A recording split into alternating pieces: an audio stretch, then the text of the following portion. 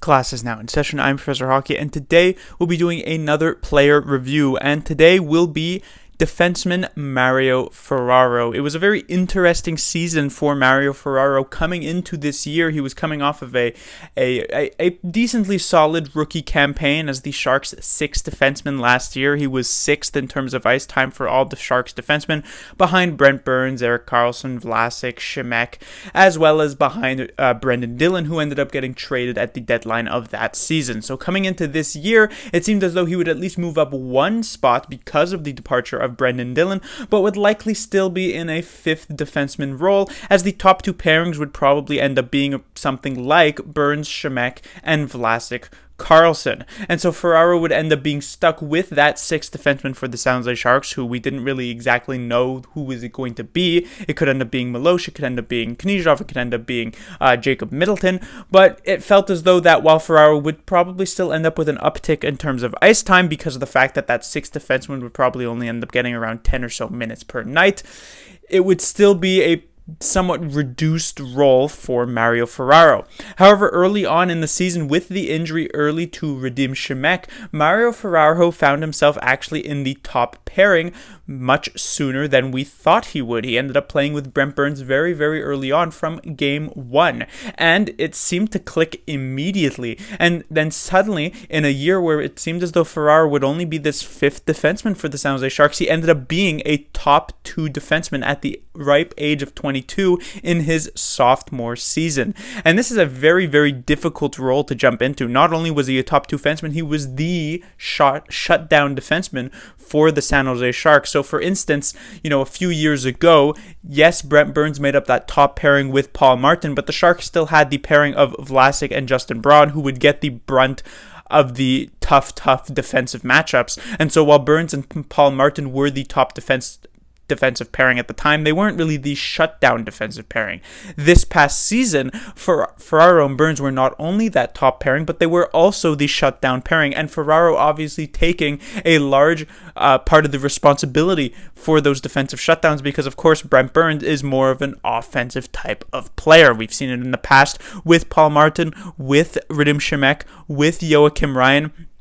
All of these, defensive partners of Brent Burns have always had to accept more of a defensive role. And Mario Ferraro, at the age of 22, surprised many with the fact that he was actually somewhat ready to accept that role. You see it very rarely that these young defensemen can immediately be shoved into a role like this. Players like, Miro Heiskanen or Aaron Ekblad of the Florida Panthers. Not to say that Mario Ferraro is in the company of those types of players, but the fact that at the age of 22 he was able to do that was extremely impressive and surpassed many people's expectations. So moving on to the stats of the season, he played all 56 games on that pairing with Brent Burns, or pretty much all 56 games on that pairing with Brent Burns. 82 games played he would have had in a full season. Only a single goal, which would have put him on pace for just about 2 goals over a full season, which is, doesn't look great on paper, but you obviously have to put that in context of the fact that he is playing with Brent Burns, and Brent Burns has his own gravitational pull when he is on the ice, and so the pucks kind of just gravitate towards him. So when you're the defensive partner of Brent Burns, you're much more likely to pick up assists than you are to pick up goals. And so while he only had the 1 goal on the season, he did have a pretty decently solid 16 assists as well. That would have put him on pace for 23 assists through a full season. So 17 points, which would have put him on pace for about 25 points, which isn't too bad for a defensive player, for your shutdown defenseman. Ferraro does have a bit more of an offensive edge than former partners of Brent Burns in that role. So 25 points is definitely a bit higher than those players, and we'll see if Mario Ferraro can not only continue that step forward defensively next season, but also can maybe continue a step forward offensively next season as well. A very interesting stat to look at as well for Mario Ferraro would be this plus minus. So in the previous video talking about Evander Kane, I had said that Tomas Hertl was first on the team in terms of plus minus at the +1. Evander Kane was then second in terms of relevant players with -1, but Mario Mario Ferraro was actually the highest plus minus of any defenseman on the San Jose Sharks with -6. Now, you would think that just on paper, -6 does not look particularly impressive. Any negative number does not look particularly impressive, but it should be reminded that this is not a very good stat in terms of evaluating a specific player, because obviously how a team performs is really much more affects the plus minus much more than just a specific player. And so since the Sharks were not a particularly good team this past season, the plus minus of all players around the entire team are going to suffer. But the fact that Mario Ferraro was the top shutdown guy for the San Jose Sharks, would play against all the other teams' top competition, would frequently be against the top line of the Colorado Avalanche with McKinnon, Landeskog, and Rantanen, frequently against the top line of the Vegas Golden Knights with, Mark Stone and Max Pacioretty, would frequently be against the top line, the Minnesota Wild, with rookie phenom Kirill Kaprizov.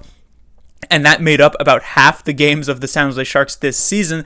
The fact that he has that best plus minus on the team is definitely a very good thing that bodes well for the future of Mario Ferraro. So very, very impressive.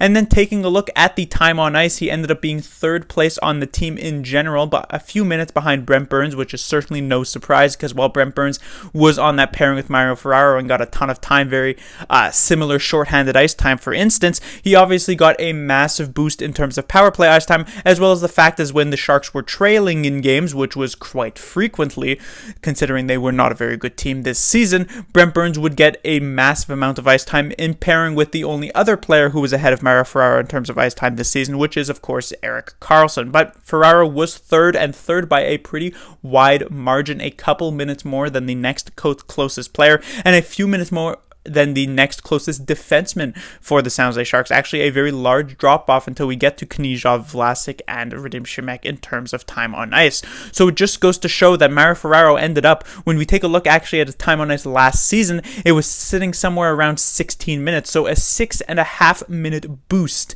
in terms of time on ice is incredible for a player going from their rookie season to their sophomore season. And Mario Ferraro did not take that spot, and not really roll with it. He didn't take that spot because he was thrust into it and then performed terribly. He actually performed very, very well in this role. And so, as I said, far surpassing many people's expectations. So when we move on to the grade for Mario Ferraro, I talked about in my previous video that Evander Kane, and I will stand by this, was the best player for the San Jose Sharks this past season, and as such, his grade of an A stands alone at the top. But Mario Ferraro was only slightly behind that. Still a few mistakes that obviously are to clean up, and while he had heavily surpassed expectations, it's not as though he was some sort of Norris caliber defenseman in this role on the top pairing with Brent Burns. So in the end, he still gets a very, very good grade, but one step behind Evander Kane with the A-. Class dismissed.